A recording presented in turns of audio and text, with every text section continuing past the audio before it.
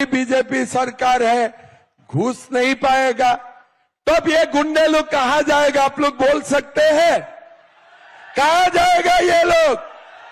ये लोग बांग्लादेश जाएगा। Oh no!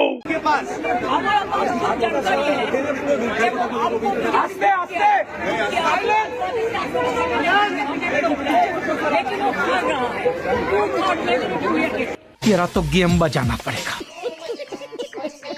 जाने दे दो भैया, जाने दो, लेकिन आने का समय ताला लगा दूंगा। ये फोन नहीं है, किस्मत का घंटी है देवा, किस्मत का घंटी। क्या हुआ था माताजी उस समय? कौन लोग आए, क्यों मारपीट हुई, क्या बोला? তৃণমূলের লোক এসেছিল। বুথ নাম্বার ভোট শেষ হয়ে গেল 8টা নাগাদ, চিকচিক বৃষ্টি পড়ছে, ঘরে ছিল। তারপর বলল গরম লাগছে, একটু যাই, চল রাস্তায় গিয়ে দাঁড়াই। এই 2-4 জনকে নিয়ে কি দাঁড়িয়েছিল। ওর মধ্যে গদাই বলে একটা ছেলেকে চত্থাপ্পড় মারলো। তখন আমার বড় ছেলে অভিজিৎ, সে বলল কেন ওকে চত্থাপ্পড় মারছিস? শুধু এইটুক বলতেই ওকে माँ बाबा तुले। तो देखा आपने किस तरीके से टीएमसी के गुंडों की ओर से गुंडागर्दी की जा रही है।